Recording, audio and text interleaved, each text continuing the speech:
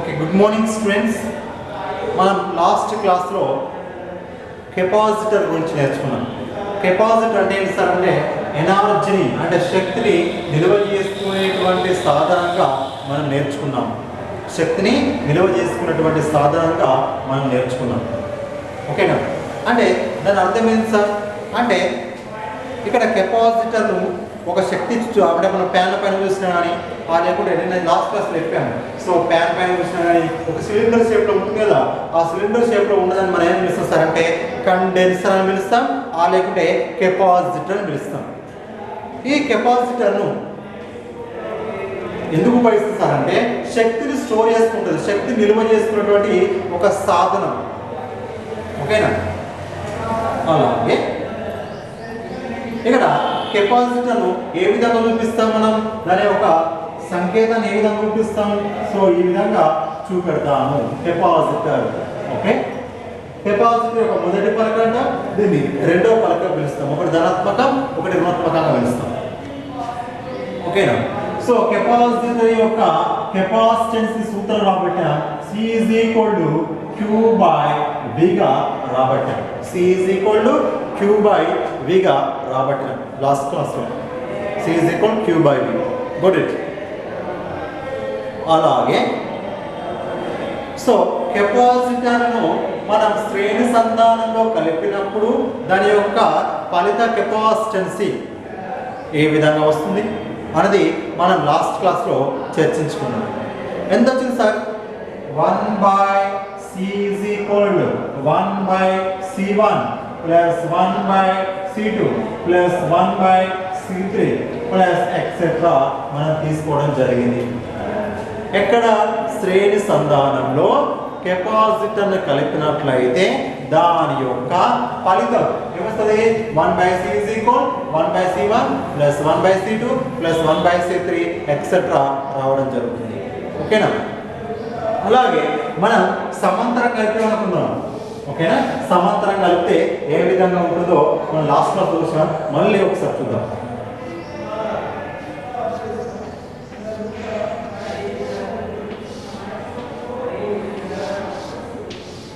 ఈ కెపాసిటర్ యొక్క అన్ని ప్లేట్స్ సమానంగా ఉండాలి. ఒకటి ఎక్కువ ఒకటి తక్కువ ఉంటే అది బ్యాటరీ యొక్క గుర్తు చూపిస్తాం. ఓకేనా? గుర్తుపెట్టుకోవాలి. దీన్ని బ్యాటరీ యొక్క ధ్రువాలకి వ్యతిరేక దిశలో కలపడం జరుగుతుంది. ఓకేనా? బ్యాటరీ యొక్క వ్యతిరేక ధ్రువాలకి కలపడం. ఒకటి ధనాత్మకంగా తీసుకుంటాం, ఒకటి రుణాత్మకంగా తీసుకుంటాం.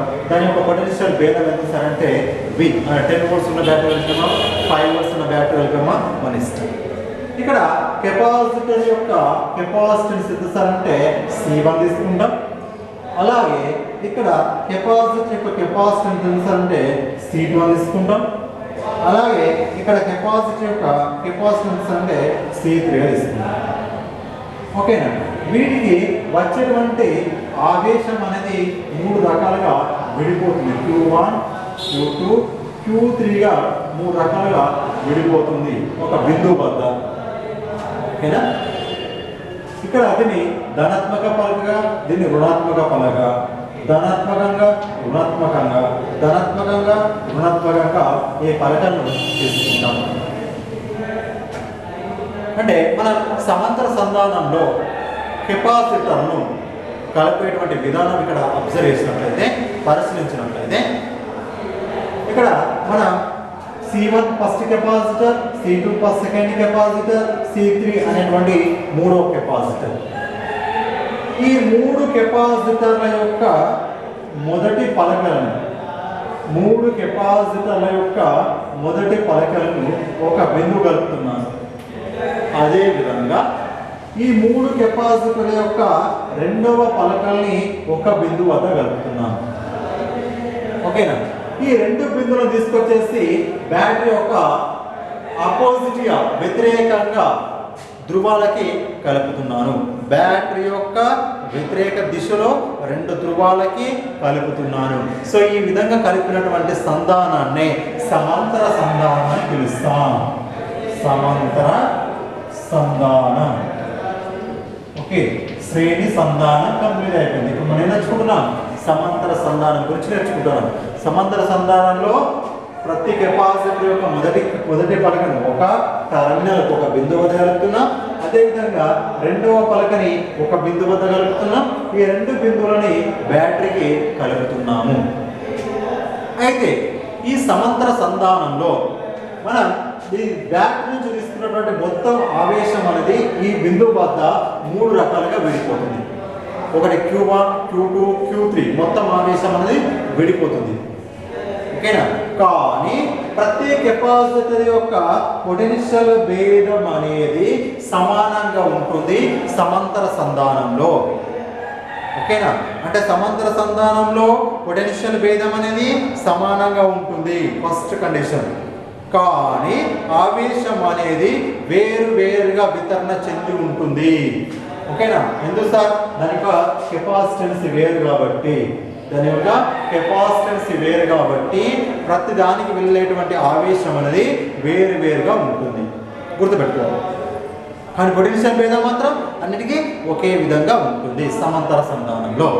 అయితే ఇప్పుడు ఈ సర్క్యూట్ సింబల్ నుంచి ఈ పటం నుంచి మొత్తం ఫలితం ఆవేశం Q=Q1 + Q2 + Q3 గా నేను రాస్తున్నాను.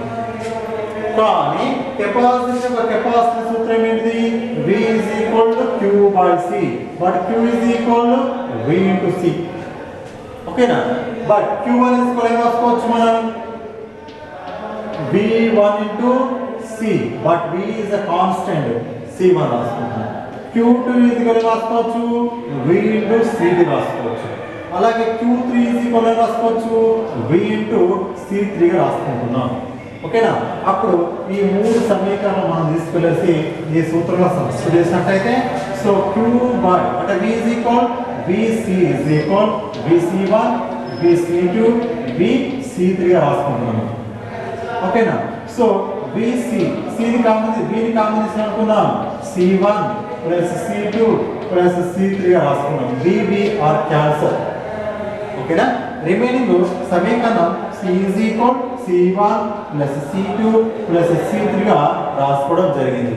దీన్ని మనం ఫలిత కెపాసిటర్ యొక్క కెపాసిటెన్స్ సమాంతర సంధానంలో C1 + C2 + C3 గా రాసుకున్నాము. ఒకవేళ నెంబర్ ఆఫ్ కెపాసిటర్స్ ఎక్కువ కెపాసిటర్ కలిపినట్లయితే Cn కెపాసిటర్గా కలిపినట్లయితే అప్పుడు వచ్చేటువంటి ఫలిత సమీకరణం ఈ విధంగా ఉంటుంది. అంటే C1 + C2 + C3 etcetera taken Cn గా తీసుకోవడం జరుగుతుంది. ఓకేనా? అర్థమవుతుందా?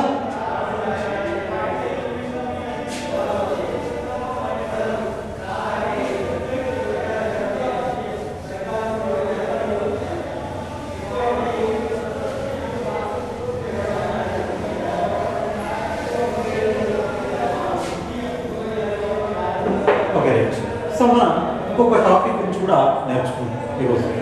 ఏంటి సార్ అంటే రెండు సమాంతర పలకల మధ్య ఉన్నటువంటి ఫలిత కెపాసిటెన్స్ ఎంత అనేది కనుక్కుందాం. రెండు సమాంతర పలకల మధ్య ఉన్నటువంటి కెపాసిటెన్స్కి సమీకరణాన్ని రాబట్టుదాం. ఓకేనా? రెండు సమాంతర పలకలు తీసుకుందాం ఇక్కడ. సో రెండు సమాంతర పలకలు అంటే ఎట్లుంటే సార్ అంటే ఇక్కడ మనం చూద్దాం. దాన్ని మొదటి పలకగా తీసుకుందాం, దీన్ని రెండవ పలకగా తీసుకుందాం.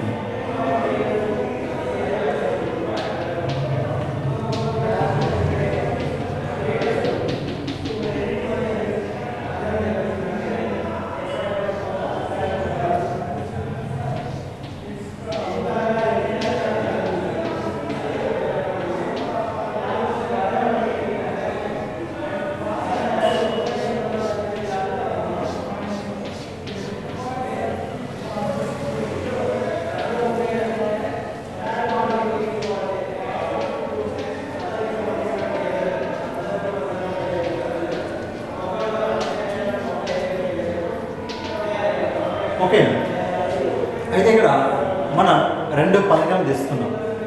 ఈ రెండు పలకలు ఎట్లా కలిపినాం? సమాంతరంగా కలిపినాం. సమాంతరంగా కలిపినప్పుడు ఆ మధ్యలో ఉన్నటువంటి కెపాసిటెన్స్కి సమీకరణాన్ని రాబట్టాలి. ఓకేనా? కెపాసిటెన్స్కి సమీకరణాన్ని రాబట్టాలి. సో దాని కొరకు ఏం చేస్తున్నారంటే రెండు పలకలు తీసుకున్నాం. ఇది మొత్తం ధనావేశితం చేయబడింది, ఇది మొత్తం రుణావేశితం చేయబడింది. మన బోర్డు గురించినట్లయితే ఇట్లా అనిపిస్తుంది కానీ ఇవి అట్లా ఉండవు. ఎట్లుంటాయి సార్ అంటే ఇట్లుంటాయి, రెండు సమానంగా ఉంటాయి. ఇది మొత్తం ధనావేశితం చేయబడింది, ఇది మొత్తం రుణావేశితం చేయబడింది. ఇక్కడ ధనావేశం నుంచి బలరేఖలు ఎట్లా ప్రవహిస్తాయి, రుణావేశానికి ప్రవహిస్తాయి. ధనావేశం నుంచి రుణావేశానికి ప్రవహిస్తాయి. ఓకేనా? ఇక్కడ ఈ మొదటి పలక యొక్క వైశాల్యం ఎంత సార్ అంటే ఏ అని తీసుకుంటున్నాను. మొదటి పలక యొక్క వైశాల్యం ఎంత? ఏ. అలాగే ఇక్కడ రెండో పలక వైశాల్యం కూడా ఏనే. రెండు సమానంగా ఉన్నటువంటి ఈ పలకల మధ్య ఆవేశితం చేసినటువంటి రెండు సమాంతర పలకల మధ్య ఫలిత కెపాసిటెన్సీ ఎంత ఉంటుంది, ఫలితం ఎంత కెపాసిటెన్సీ ఉంటుంది అనేది ఇక్కడ మనం నేర్చుకుంటున్నాం. ఓకేనా? ఇక్కడ దీని యొక్క వైశాల్యం ఎంత సార్ అంటే ఏ, దీని యొక్క వైశాల్యం ఎంత? ఏని. ఈ రెండింటిని మనం డి దూరంలో గాల్లో వేరు చేసామనుకున్నాం. డి దూరంలో గాల్లో వేరు చేసామనుకున్నాం. ఓకేనా? వేరు చేసబడినాయి అంటే డి దూరంలో వేరు చేయబడినాయి. అంటే డి దూరం అంటే ఆ మధ్యలో ఉన్నటువంటి మీడియం మాధ్యమం ఏంటి సార్ అంటే గాలి కావచ్చు, లేకపోతే శూన్య ప్రదేశం కావచ్చు అనుకున్నాం. ఓకేనా? ఆ గాలి ఉందనుకున్నాం. ఓకే, అర్థమవుతుంది కదా? రెండు ఆవేశం వెళ్ళినటువంటి సమానమైనటువంటి పలకలను తీసుకుంటున్నాను. ఈ రెండు ఆవేశపూరితమైనటువంటి పలకల మధ్య డి దూరంలో గాలిలో వేరు చేయబడి ఉన్నాయనుకుందాము. ఓకేనా? ఇక్కడ ఆవేశం యొక్క బలరేఖలు ధనాత్మకం నుండి రుణాత్మకం వైపు వెళుతున్నాయని భావిద్దాం. అయితే ఇక్కడ మొదటి పలక యొక్క వైశాల్యం ఎంత? ఏ. రెండో పలక యొక్క వైశాల్యం ఎంత? ఏ. అలాగే దీని యొక్క ఉపరితల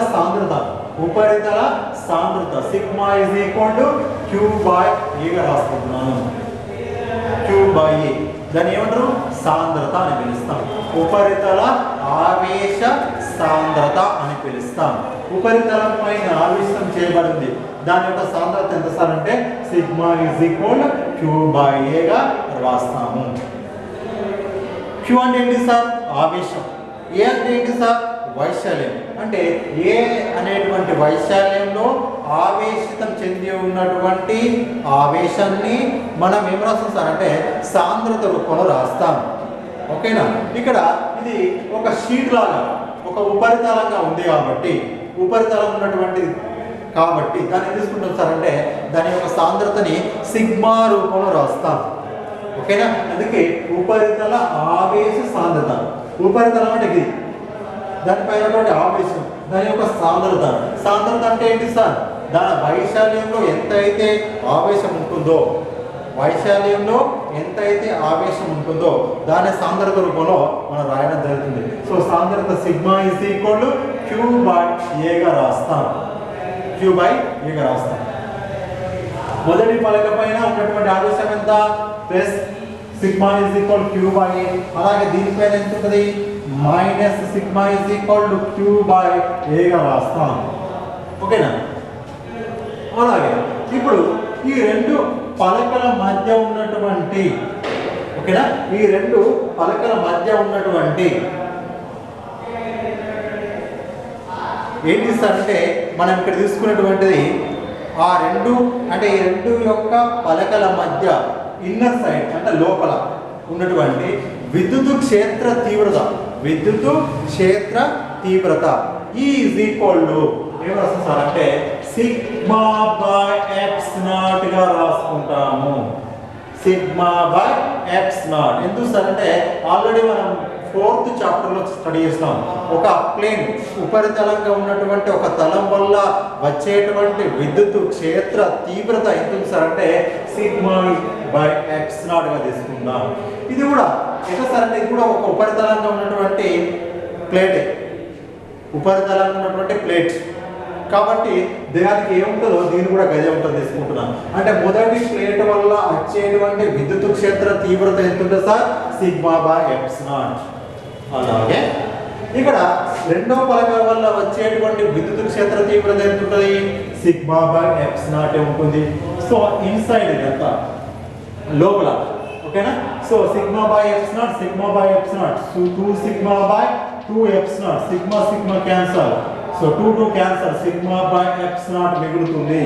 విద్యుత్ క్షేత్ర తీవ్రత రెండు పలకల మధ్య సిగ్మా బై ఎప్స్ నాట్ ఉంటుంది. But sigma is equal to ఇంతకుముందు రాశాను, sigma is equal Q by A రూపంలో రాశాను, సాంద్రత రాశాను. ఆ సాంద్రత తీసుకొచ్చి ఇక్కడ సబ్స్టిట్యూట్ చేసినట్లయితే, ప్రతిక్షేపించినట్లయితే sigma is equal Q by A, Q by A eps naught రూపంలో రాసుకోవచ్చు. మనం ఇక్కడ ఏమనుకుంటున్నాం, ఫలిత కెపాసిటెన్స్ అనుకుంటున్నాం. ఓకేనా, రైట్. ఇప్పుడు మనకు విద్యుత్ పొటెన్షియల్ కి అండ్ విద్యుత్ క్షేత్ర తీవ్రతకి మధ్య ఉన్నటువంటి సంబంధం ఏంటి సార్ అంటే, so V is equal to E into D గా రాస్తాం. దీని మధ్యలో విద్యుత్ పొటెన్షియల్ కును విద్యుత్ క్షేత్ర తీవ్రతకు ఈ రెండింటి మధ్య ఉన్నటువంటి సంబంధాన్ని ఏ విధంగా రాస్తాం, V is equal E into D రూపంలో రాస్తాం. కాబట్టి ఇక్కడ V is equal to E అంటే ఆల్రెడీ అనుకున్నాను, Q by A eps not into D రాస్తాం. ఓకేనా, Q ని డిస్కషన్ అనుకుందాం. V by Q is equal to 1 by A eps not into D. దీన్ని ఇప్పుడు నేను రివర్స్ రూపంలో రాస్తున్నాను. రివర్స్ అంటే కింది పైన, పైన కింద రాశాను. V by Q ను Q by V రాశాను. అప్పుడు A eps not by D అవుతుంది. C Q by V అంటే ఏంటి సార్, C కదా, C is equal to Q by V. ఓకేనా, ఇది సూత్రం. అంటే కెపాసిటర్ యొక్క కెపాసిటెన్సీ ఎంత sir, C is equal to Q by V గా రాస్తాం. C is equal to Q by V కాబట్టి ఇక్కడ Q by V ని రాస్తాం, C is equal A eps not by D గా రాస్తాం. అంటే ఇక్కడ మనం రెండు పలకల మధ్య ఉండేటువంటి ఫలిత కెపాసిటెన్సీ C అనేది రెండింటిపై ఆధారపడి తెలియజేసిన సూత్రం ఏంటి సార్ అంటే, ఒకటి వైశాల్యం, రెండోది వాటి మధ్య ఉన్నటువంటి దూరం. ఒకవేళ దూరం మీద పెరిగింది అనుకుందాం, కెపాసిటెన్సీ తగ్గుతుంది.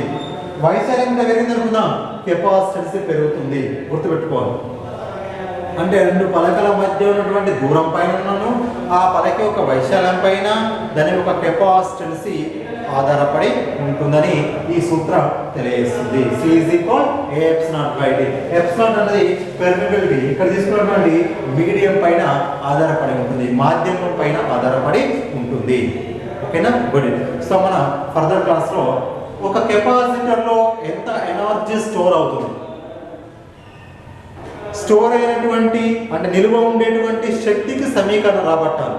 ఒక కెపాసిటర్లో నిల్వ ఉండేటువంటి శక్తికి సమీకరణ రాబట్టాలి.